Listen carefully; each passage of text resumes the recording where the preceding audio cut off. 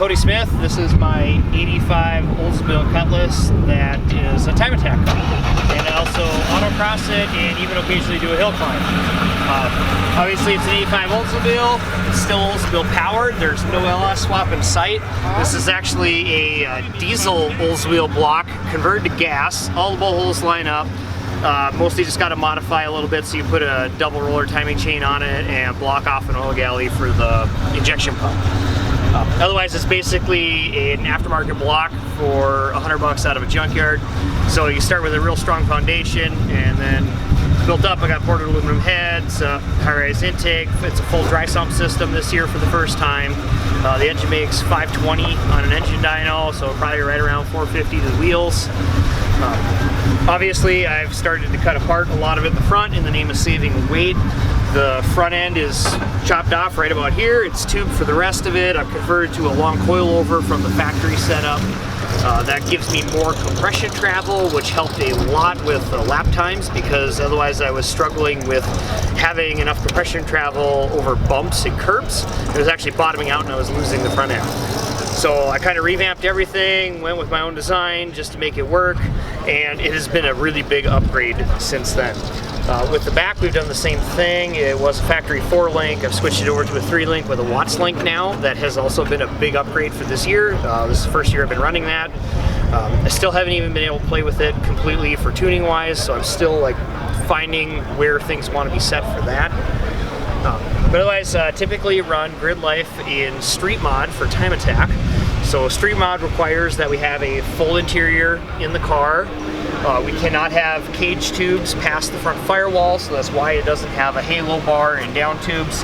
And I do have tubes here, but they have to bolt in on the top because we're not allowed to have it tied into the cage. As much as that would help this car. And then you actually got the front end tub for the tires and everything, right? Yeah, and that was a big thing. Like, I did that more for aero than anything else. We also race in the rain though, so like this, I don't want water spraying everywhere and then getting into the intake and that kind of stuff. So it was a kind of a combination of a performance mod, but also like reliability for stuff. The aero is all homemade for the most part. I mean, plywood splitter. These are Professional Awesome rods. I also have Professional Awesome quick releases with a big bracket that they custom made for me, and I think they'll have it for sale here pretty quick on their website. And the back is just Cody actually just redid this splitter before. Was it right before this event? Yeah. And then I broke it right away. Yeah, he took it out. Fix it. Was it right? Yeah, then I broke it right away because I forgot it was on the car and tried driving the trailer. Yeah. Oh, it was in the trailer that you? Oh yeah, it hit going into the trailer when it broke it. Okay, I thought it was driving on the street you broke it, but no, I have done that to a previous splitter. Yep. But it looks like you used what, a dinner table? It's just a piece of plywood? It's just a piece of plywood, and then I mean I got to start with a 4x8, and like a Miata will get 2 splitters out of a 4x8. I only get 1. Okay. Because it ends up being about 7 feet wide when I'm doing the Grid Life setup. Yep. So because we're at King of the Mountain, I don't want it wider because that's farther to drive around cone. So usually I'm 5 inches wider out here. Okay. Also, but I'm also only allowed 5 inches for the class rules in the front, but this is 10 inches now for this weekend. One of my favorite things about this car is it still has the Oldsmobile hood ornament. And then also for motor-wise, you're running both AccuSump and dry sump because you pull quite a lot of G's in this car. Yeah, so before I didn't, so this is the first year with the dry sump. Before I had a 6-quart can with all the baffles and everything, and the AccuSump, and going through turn 2 at Brainerd was right around 125 miles an hour, flat to the floor with all the aero on, and I could watch the oil pressure gauge go from 45 down to 20 and then back up as I went through the corner. So it was like, yeah, I really need to just go full dry sump so I can maintain oil pressure. Well, I don't need to run the AccuSump, but it's got kind of peaks and valleys. The big thing that I was running into, this is mostly a peace of mind and basically acts as a stabilizer to the oil pressure, because when the oil will get hot after coming off a 20-minute session on track, I push in the clutch coming to the pits and it would die because it would trigger my low oil pressure safety. So the AccuSump just kind of, it takes the peaks and valleys out and evens out the oil pressure. So it's mostly just a peace of mind, and not that any damage is being caused. It's just it makes it nicer on a daily basis to not have to deal with that, which is a lot of what the mods right now that I'm kind of like working into is just like, how do I refine it and make it better? And then you also have, like, cooling system wise, you have like additional ducting actually in front of the radiator. Yeah, so it took me several years to make this thing stay cool on track. So now the radiator's tilted forward, and it's fully ducted into the radiator. So anything that passes through the grill or the bumper opening goes rammed into the radiator, other than 2 little ducts on the sides that are for the brakes. And oh yeah, and then he even has brake ducts in here. Yeah, so these go out and then they pass through, and then it puts just some fresh air on the center of the rotor. Yep. But yeah, this mod was definitely my best cooling mod, because I mean I went through like adding an air dam underneath the front, and then like trying to seal off the sides, and then having to tape up all the holes that still existed on the sides to try to keep it cool, like when I went up to Colorado. Because higher elevation, the air's thinner, it does not cool as well, and then I'd have problems. Yep. And this was my big solution to that, was ram all the air through, and then adding this tank here, because now this is my high point in the system, but it's also like flowing through on a regular basis so that it can keep it topped off, so the coolant level can kind of go up and down in there, but the engine and the radiator will constantly be full. Okay. And now, I mean, now it cools better on track than it does in the pit. Like when I do a cool down lap to come into the pits, the engine temp goes up because it cools so well on track. And then it looks like he's running, like, to the untrained eye, it looks like a carburetor, but he's actually running Holley Terminator X under there. Yeah, it's a stealth system. So yeah, it's kind of a faux carburetor where they got the fuel injectors tucked away in what would be the fuel bowls. What a poser. Just kidding.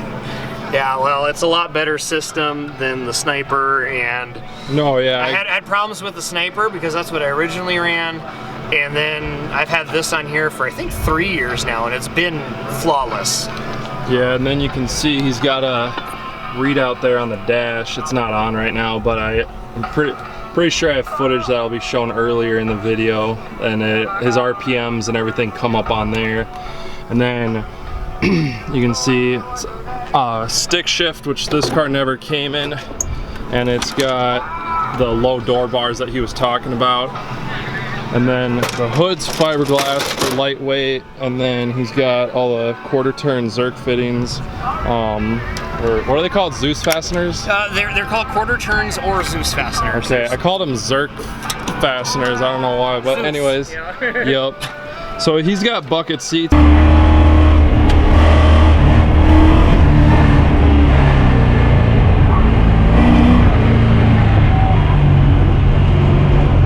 He's got harnesses, but he still has full interior, and like there's so many cool touches on this car that I love. Like it says Oldsmobile on the door handles. I actually love those too. This is the first Cutlass I've had. I've had 4, by the way. This is the first one that had those, and I think it's awesome.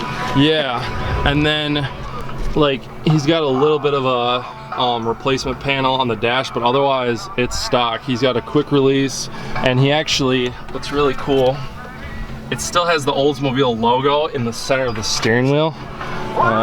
Factory door cards, carpet, the whole 9 yards. And then it's just got the typical 4-point cage in the back, which stiffens it up a lot because he was having. But we do have the added sill bar and the door bars, because this car really struggled for chassis rigidity, because the first year I tracked it, I didn't have any cage in it, and I ripped half the body mounts out by the time I left Road America, and it was very unsafe. It also has another set of frame rails farther in here underneath the floor that I added to just try to tie as much of the car together front to back. Because when it was originally stock, you could put the jack under here and you could jack it up and you could have this tire probably this high up in the air before it tried to lift another tire. Now if I jack it up right here, I can actually take 3 tires off of the ground. That's crazy. Then out back we got 9 Lives custom racing. side skirts. Out back here we got the 9 Lives racing element. I had to build all my own brackets and stuff, obviously, but it was a matter of making it work. Because it's custom to the trunk. And then, speaking of the door handles, another cool touch is it's got like the Oldsmobile logo in the middle of the taillights. And then he's got tow hook, big rear wing. And for anybody that's wondering, the aero does make a difference. Not so much at autocross that what we're doing here, but it helps a little bit. Like there's a few tenths with it. But on a road course, it's big time. Like there's several 2 to 3 seconds with just the aero at most road courses in lap time, and especially at a place like, a good example is Gingerman in Michigan, the 7, 8, 9 complex. Like it is very noticeable there because you're higher speed and you're high cornering load, and it helps stabilize the car. It makes it easier to drive. It also makes it faster overall. And then he doesn't have the trunk open right now, but one of the next things that he's gonna be moving to, because it still has the stock fuel tank, but he's got a surge tank mounted in the car, and that's gonna be one of the next phases for the car. Yeah, and that is, again, like I said, it's just a matter of a day-to-day use reliability thing, because the stock fuel tank doesn't have very good baffling. I do have a Holley hydromat in there, which helps a ton. But if I want to try to run the tank low to be lighter weight with Holley the car, hydromat? Yeah, Holley hydromat. What's that? It's like a mat for a fuel pickup. So as long as it's touching fluid, it will pull fluid.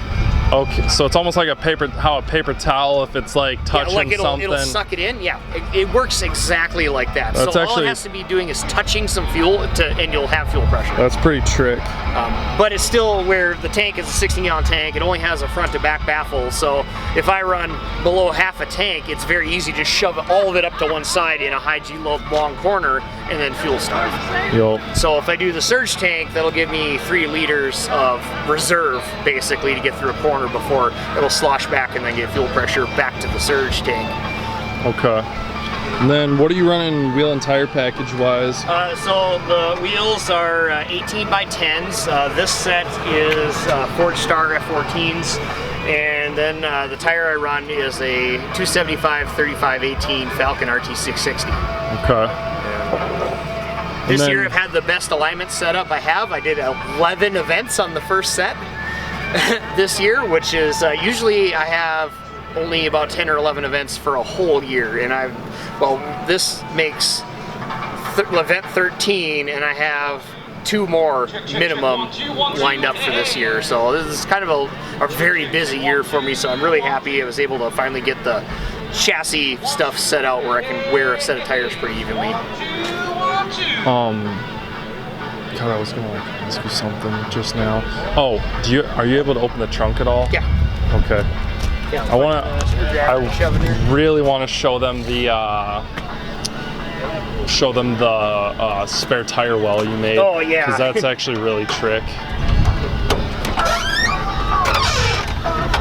So as you can see there's the surge tank that I was talking about.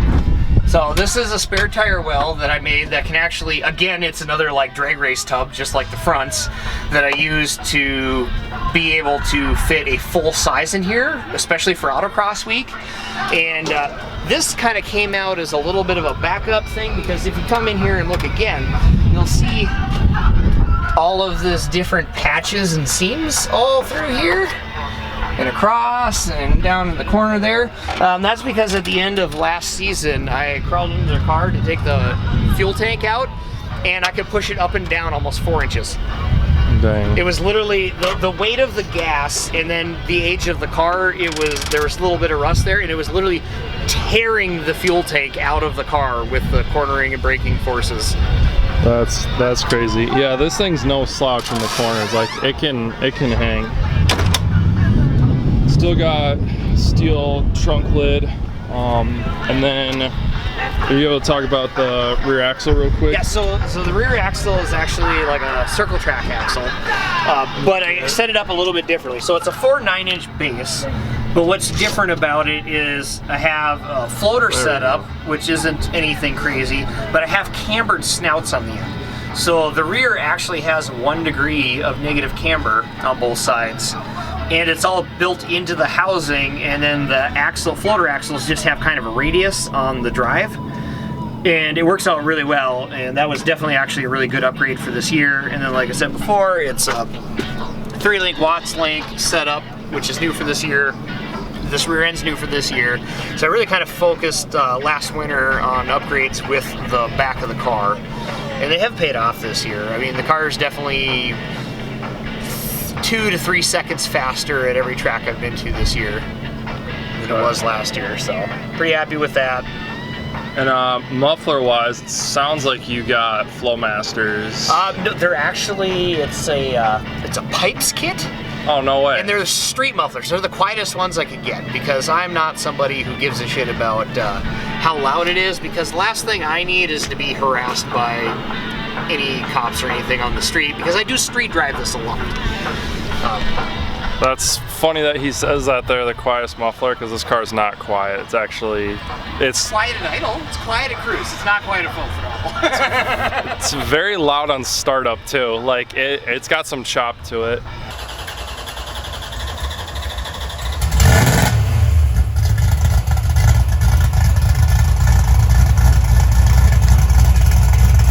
A lot of that comes from the X-pipe. The X-pipe's what gives it such a unique noise. Yeah, that's cool actually, because I also run pipes on Agent Orange on my Fox body. And if you guys, he has a YouTube channel as well. If you go to Cody Smith Motorsports, Right there. right on the side there. And then Instagram wise, it's Asphalt Gundam for the car and for his personal Instagram. So yeah, you can go, he has a lot of more videos on the build. He's got engine dyno videos. He's got a really cool video on doing the alignment on the car and doing the quick trick system on all of that. And there'll be a lot more videos to come because he's gonna have a lot more time on his hands here soon. So yeah, definitely go check that out. But you guys will be able to see how this car does for the rest of this weekend, which will be really cool.